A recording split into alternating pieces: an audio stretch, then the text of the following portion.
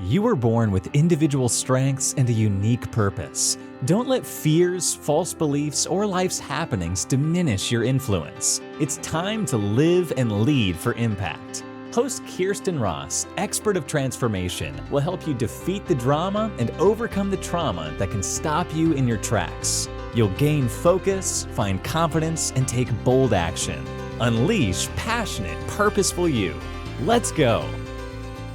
Welcome to Live and Lead for Impact. I'm Kirsten Ross, your host, and this is episode number 175. I'm, as always, super excited to introduce a great guest today who is making an impact in the world and an important impact.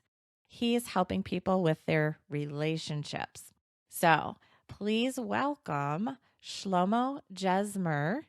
And he is an inspiring entrepreneur, a relationship and mindset coach, currently getting certified as a holistic life coach. His coaching focuses on helping couples communicate effectively with one another. He is most proud of being a husband and a father to a beautiful boy and girl. He's also a beginner YouTuber. So welcome, Shlomo. Hello. Thanks for having me.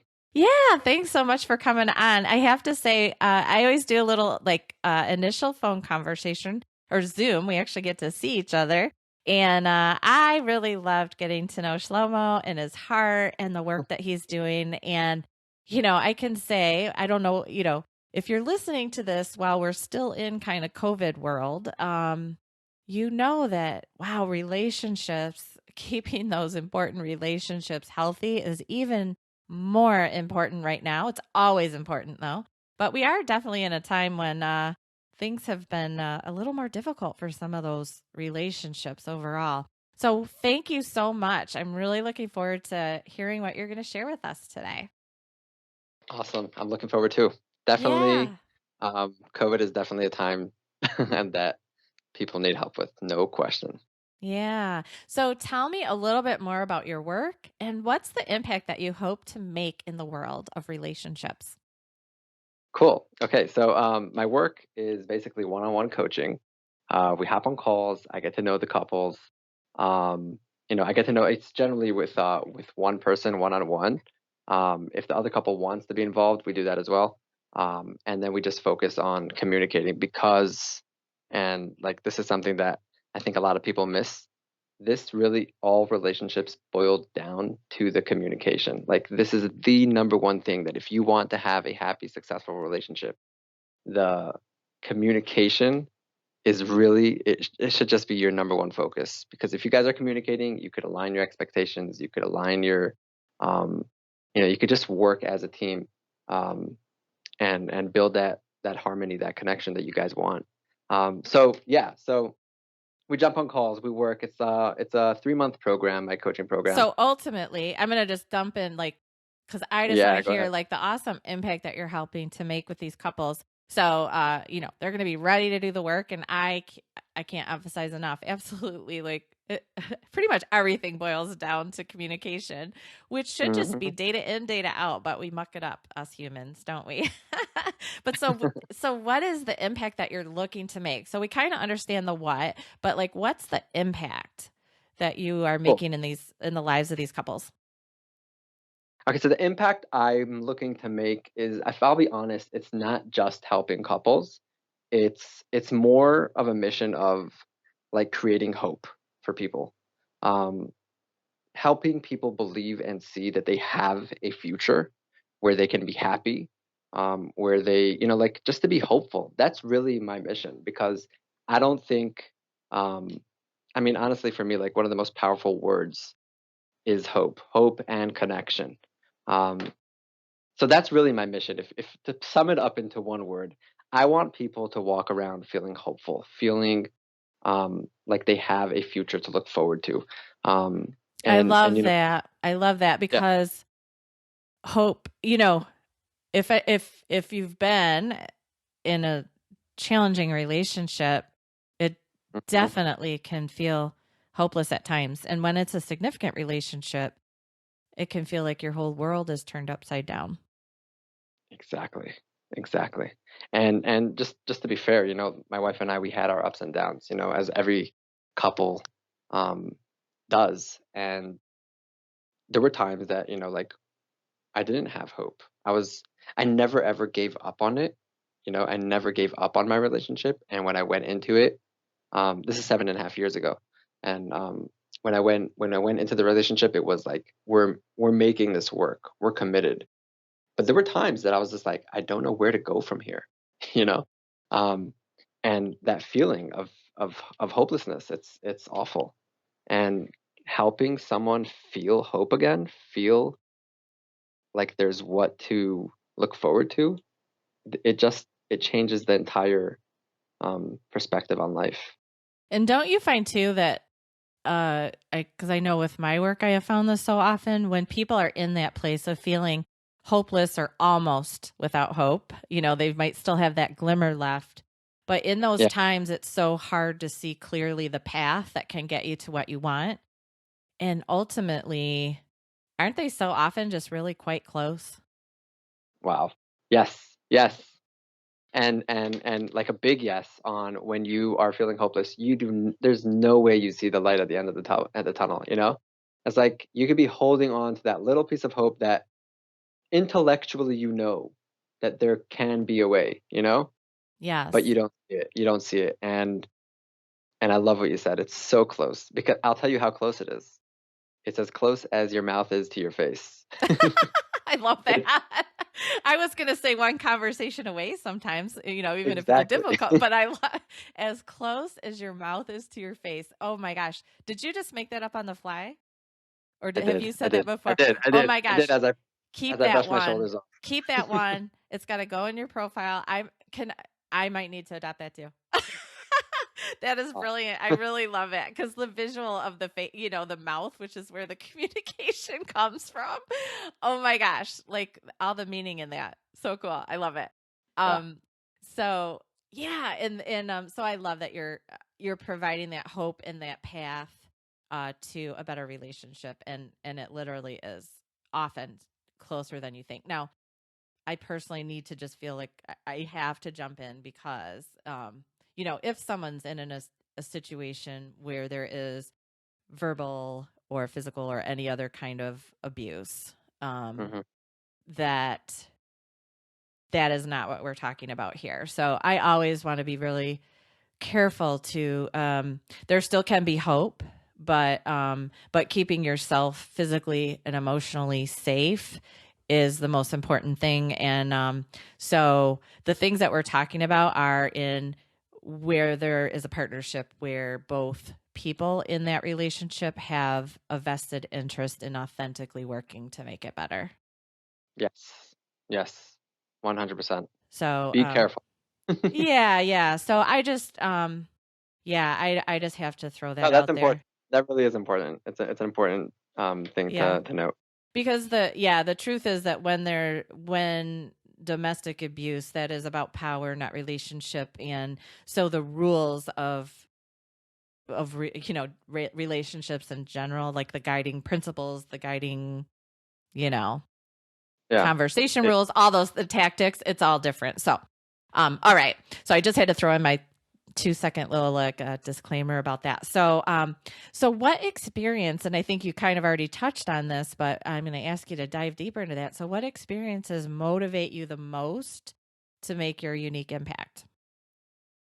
What experience have you had? And I know you said you've had some maybe issues. I touched on it a little bit, but yeah, I would say it really goes back to my childhood, and like my entire life, to be honest, has brought me to where I am, clearly. But I'd say I'm a very sensitive person. I'm an empath, and I've been through a lot. I think most people have been through a lot. Not everyone is willing to talk about it.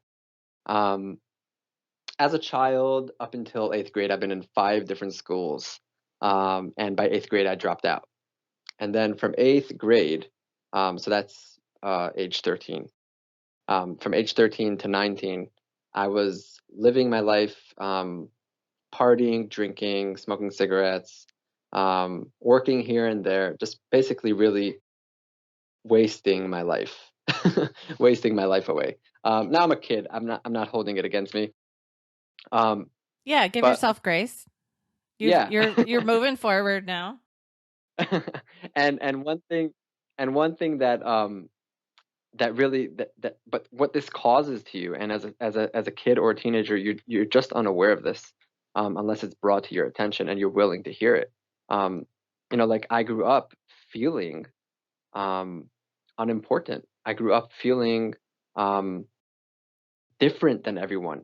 All the kids went to school. All the kids um, accomplished good grades, and all of this just had a really big impact on my life when I had to stop. So when I was 19, I was drafted into the army. I live in Israel, and that's the first time, literally the first time, I stopped to think because I had to. That's the first time I stopped to think about my future, about my life, and that's the first time that I actually had to start getting a hold of myself and started, like living up to responsibilities. And when I got out of the army, my father passed away like literally a month afterwards. And then like I was faced with this whole world ahead of me, basically, this whole world that I had to face and manage. And I've been through a lot. And I think I'm going to talk about it maybe a little bit later, but I was definitely depressed, anxious, and and I got married, and yeah, like we had our ups and downs, but one thing that kept coming up is I want to I want to matter.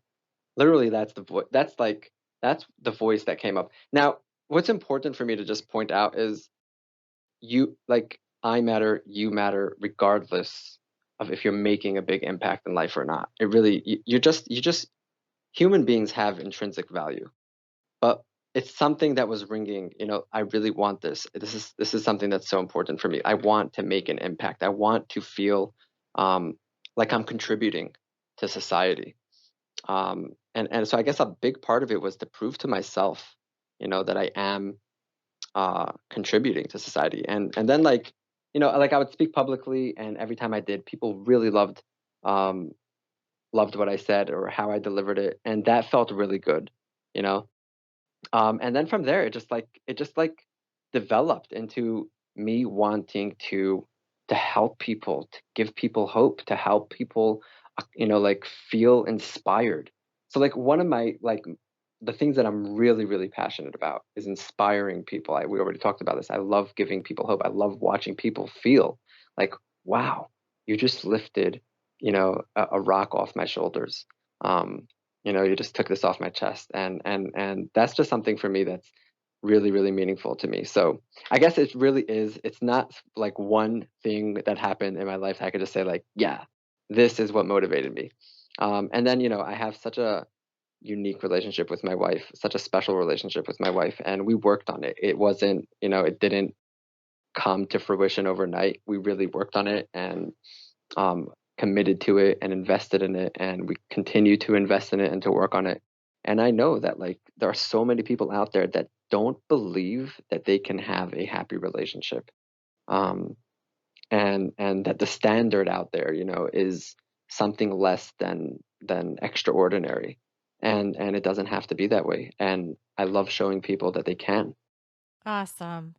Ah, that was so inspiring. And what I really celebrate for you and those that you will make an impact with is you figured all this stuff out at quite a young age. Probably as you look at yourself, you don't see that, but from where I sit, so few people learn that about themselves. I mean, we all, and I loved that you took that moment to just celebrate that everyone has great value. And and we as humans do have that innate desire to feel like our life is part of something bigger than ourselves. But so many people, and I have coached people that are in their like 40s, 50s, 60s, who Mhm. have never taken that time to think about like what's the difference that I feel this call to action to make. And they've done the lazy river way of doing life, where life just kind of and it's, it's not bad, but it's just, it's sad because there's important stuff. Like the world is waiting for that impact that you were put on this earth to do. And so I love that at such a young age that you've already you didn't squelch that desire, because that's what a lot of people do. They just kind of tuck it away. Yeah. They feel Yeah. that call to action and they say, I don't have time for that, or I've got bills to pay, or whatever it is, or they Yeah. just don't even notice it. It's like just a passing, fleeting little thing that flies across their forehead. But you took the time to notice it and then figure out like what was going to squelch that, the burning, like the yearning, not Yeah. squelch it, make it go away, squelch it, like utilize it, use Mm-hmm. the burning desire to make your Exactly. difference. So I love that. I have to say too, like I have benefit of, people aren't going to be able to see this, but the program that we're using to record this right now, Shlomo got to use a picture. And so I'm looking at the cutest darn picture of he and his wife. So, the special relationship of the two, I just love, she's got her arms like clutching his arm, like her hands, and she's got her chin resting on his shoulder. And it's just the sweetest little visual of a loving partnership. And it's really, I love it. Yeah. So, so thanks so much for sharing that. And again, using your experiences to motivate you to help others. So what impact have you made that really fuels your passion? And this is an exercise, by the way, that I encourage everyone to do, because, when we're working to make our impact, whether it's through a business or volunteering or starting a ministry or a nonprofit, whatever it is, just in our community, helping with the PTA, there are going to be tough and frustrating times. And I think if we can remember one of those like special moments where you really saw the outcome of the impact, then we reattach to our passion, and that'll give us the tenacity to keep going. So what for you is yours? Okay. Wow. I mean, there's definitely more than one to choose from, but Yeah. I would say, um, wow, trying to decide which one. But I mean, I mean, like for me, really, what fuels me is those conversations, those coaching conversations, with clients where they have breakthroughs, Right. where So they, think of one of those. Like, come on. I know you got like, just, I know you have a ton. But mm, think of one, like when you think well, back and be like, oh my gosh, like I mean, I don't know about you, but I get tears in my eyes, like, and I've had them roll down my cheeks too, because it just feels so good and special. And I'm so grateful to play just even a tiny part in helping to make that impact. And so when you see the impact come to fruition in someone's life, like I know those moments. So just share one with us so that others can be inspired by it. okay. So here's one. So on the phone with the client, and we're talking about trust issues. And one of the things that came up is, well, really what I wanted to share with her was that you can't have a relationship with trust if you're doing the things that don't have, that show that you don't have trust. Like you can't have a relationship where you're trusting another person if you're peeking at their Facebook, if you're sneaking over their shoulder to see who they're talking to, if you're asking them where they're going every second, Yeah. because your actions are going to prove you otherwise. You just don't trust them. Right. And one of the things that, so like I love working with people who really do want to work and really do want to put in the work. And this person's amazing. So she ended up talking to her partner and saying, like, hey, I'm going to trust you. I'm going to, I was letting it, like, you can make the choice to trust and you have to start acting as though you do. So she said that, I'm going to start trusting you. I'm going to stop doing these things. And, but if there are any red flags, I'll let you know, but if there are any red flags, I'll let you know. And then, so when that came up in the next session, when I asked how it went, she brought that up and I was like, why did you bring that up? Why did you say, because I was getting to something here, and like I was asking, so why did you say, if there are any red flags, I will say something. And the simple answer was because, I don't want to say this, and then if something comes up, he could use the card against me. Like I said, I'm not going to say anything. I'm not going to comment. And really, like if I see red flags, I do want to be able to. So I just want to cover my grounds. So I said, that's totally fair. You need to have open communication, and that's always going to be the case. But I said, when you're approaching this thinking that there may be red flags.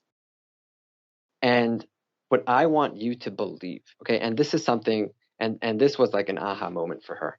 And this is what I want everyone to hear. So many people, we believe what we believe about our relationships based off of the relationships that we had with relationships, right? So whether if it's our own personal relationships, the people around us, the people that we see, Facebook groups, whatever you see on Facebook, whatever you see on, right? That's what we believe. And it's so easy to fall into the trap of believing that relationships have to be loaded with trust issues, with arguments, with fighting, with resentment, with all those negative feelings. And it doesn't have to be that way. And I was like, we were talking, and I was like, I want you to dream big. I want you to look to the future of your relationship, and I want the entire trajectory of your relationship to be where there are no trust issues, where trust issues is not part of the thought process. But it starts with you believing that that's what you can have. It starts with you accepting that that is a possibility, and then you could start working towards that. Because if you don't believe that it's possible, then you're not going to put the work in to make that happen, right? And like I just use an analogy of like if a plane takes off from one side of the world and tries to reach a certain destination, if it's off by just 1 centimeter, right, it's going to end up in an entire different part of the planet.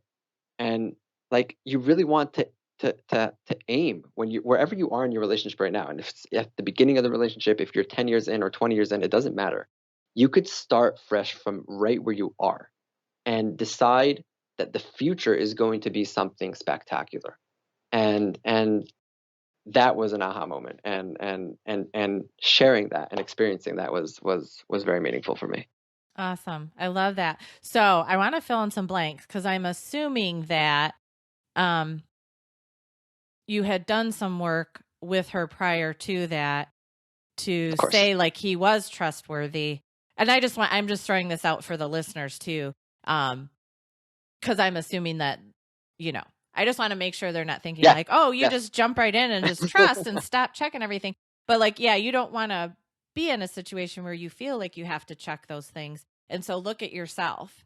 Are they trustworthy, or am I being hyper vigilant because this is something within myself? So what I'm assuming is you had done that work already, and then it was that her expectations and hypervigilance were something for her to work through, not something for her significant other to make shifts about, right? And so I just want to point that out because, and that's the thing, the beauty, like in relationships, we each need to own our stuff, right? The best case scenario is that like your junk and my junk we can live with.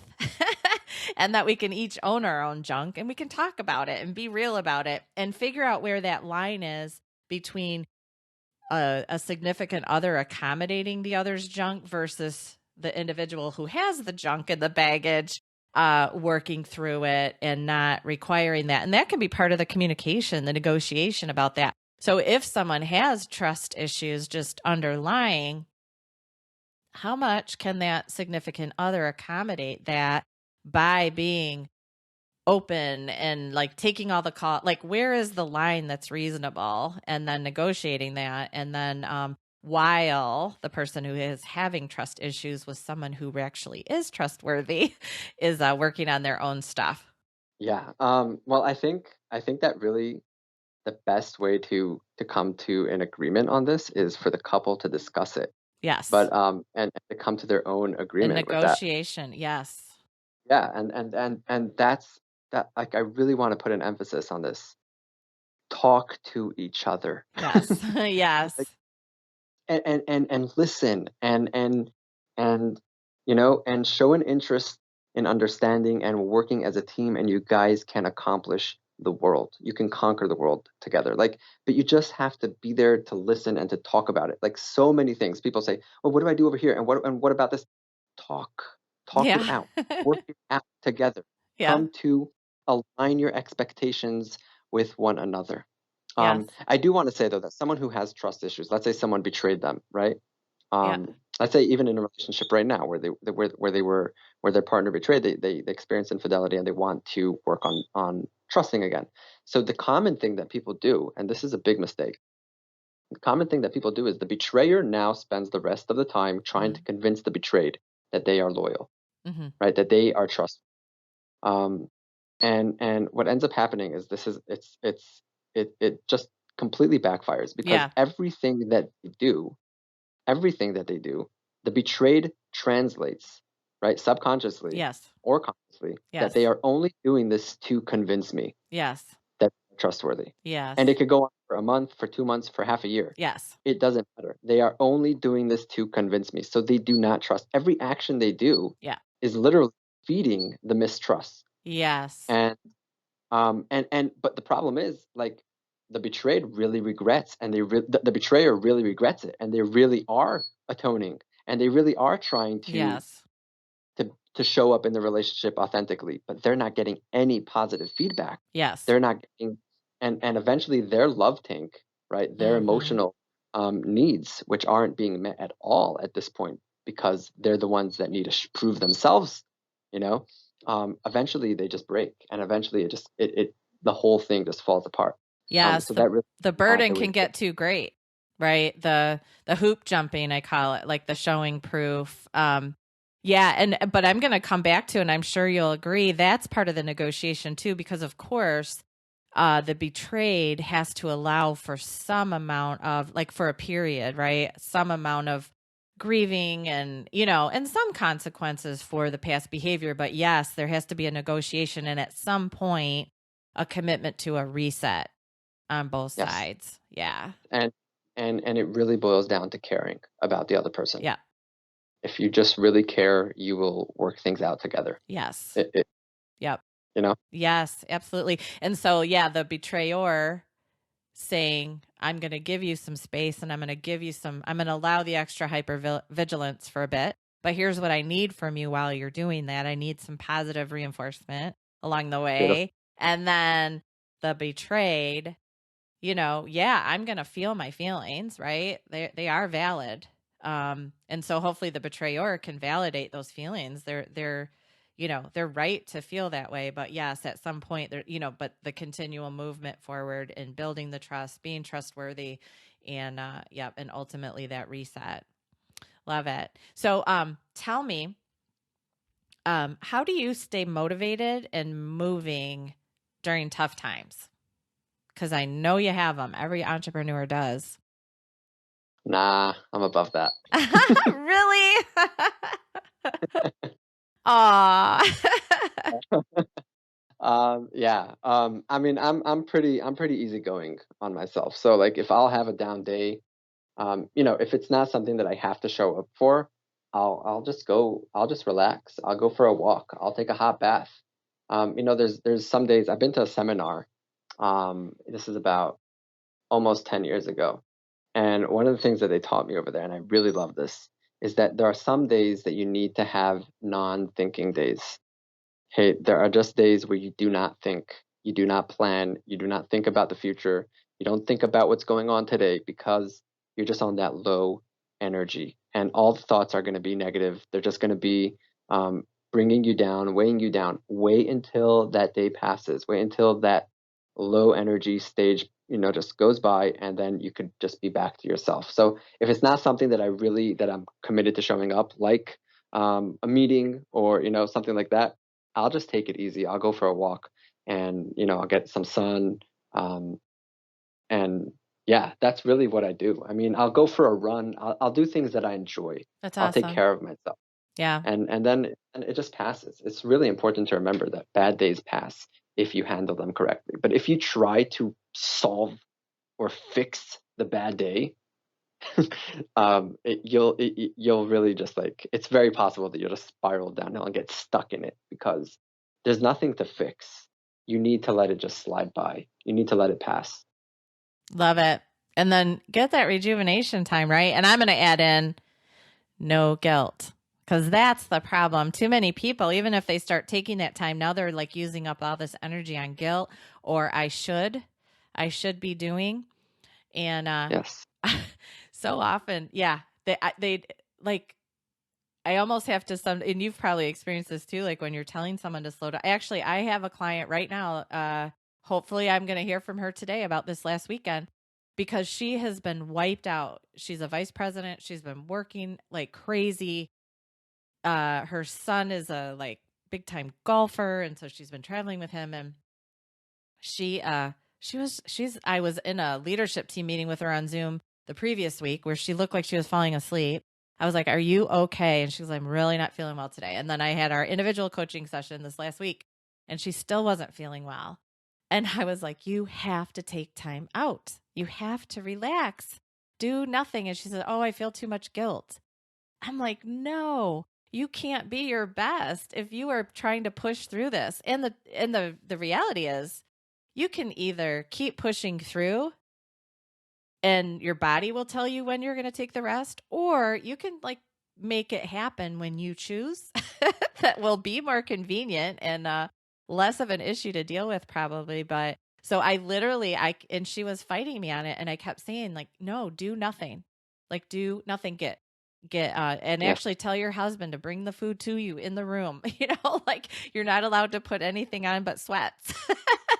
And for the whole weekend. And I said, if you want to read something, inspiring, or if you want to journal, you can. But if the word should pops into your mind, you cannot do it. And I finally said, I am writing this down as a prescription. And but anyway, the guilt that people feel that drives them, or they're not really enjoying the time or rejuvenating because they're like racked with guilt and all the things they should be doing. Yeah.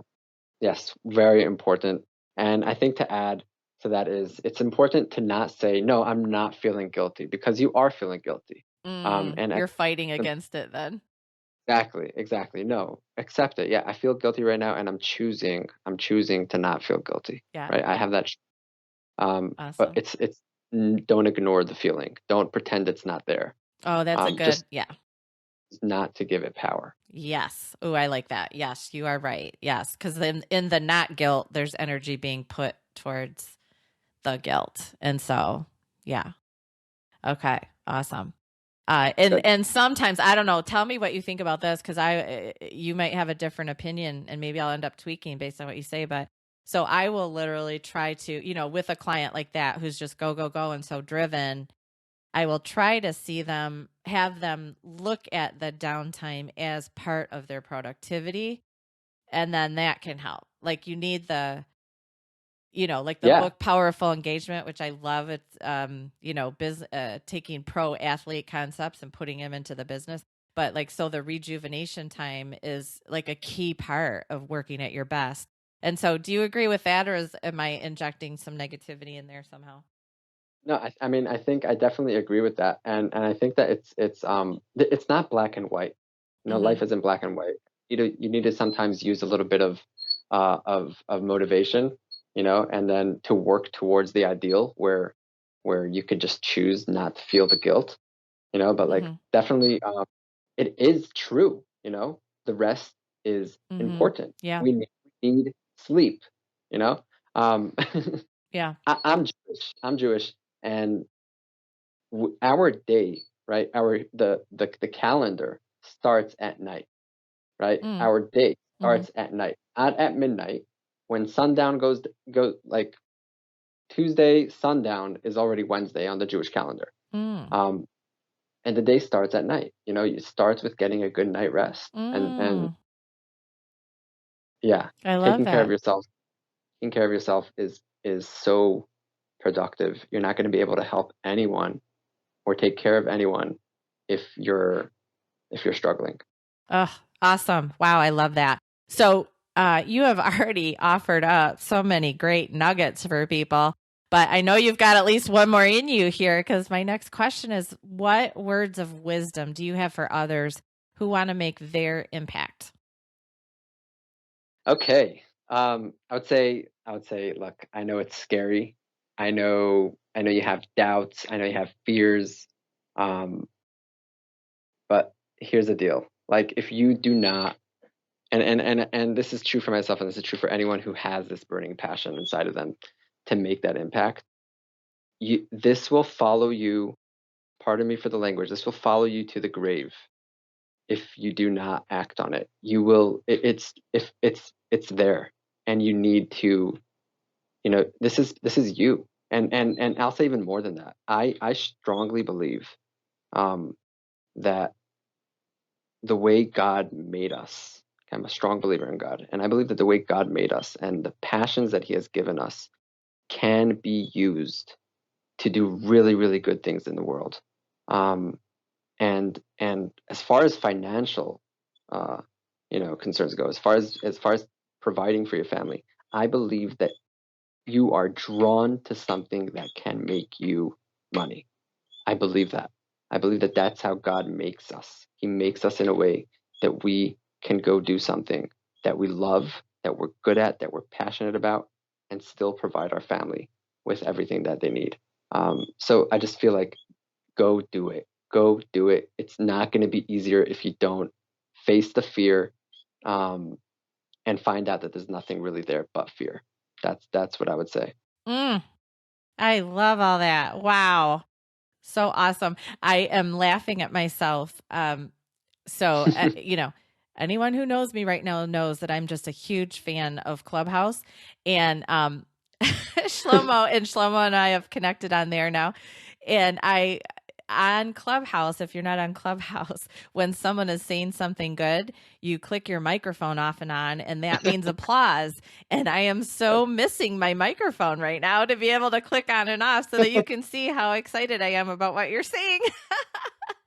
So, yes, clearly I've been spending a lot of time on there, intentional time, but strategically.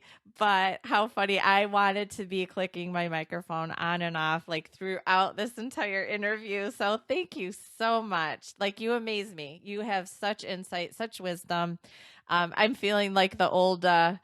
What do I like, the old muse at this point or something, like, you youngster, but but I do love the wisdom that you have at your age. It's amazing. I am so excited to be a part of, I get to be a part of this journey, like to watch what you end up doing with so many years ahead of you. So it's amazing. So guys, I want to encourage you to connect with Shlomo. He is amazing. His links will be on the show notes for today's episode. So to find those, go to defeatthedrama.com, click on the podcast site, and go to episode 175. We'll have all he's got links to his YouTube, his Instagram, his Facebook group, and ClubHouse, of course. So thank you so much for joining me today, Shlomo. And I love that we're going to see each other, like, quote unquote, see each other around ClubHouse, and Yes. and stay connected for sure. And if you are working to make your impact and need a little extra support, please connect with me. I can help you with a breakthrough. 12 minutes. Just give me 12 minutes of your time. You will leave with a breakthrough. So I'm offering spots on my calendar, no obligation and no cost. I just want to connect with you and help you make your bigger impact. So go to defeatthedrama.com/call. I was placed on this earth to help others make their impact by creating teams that are aligned with mission and vision, and leaders that are on fire with passion for the work that they're doing. So thank you so much for listening, and get out there and make your big impact in the world.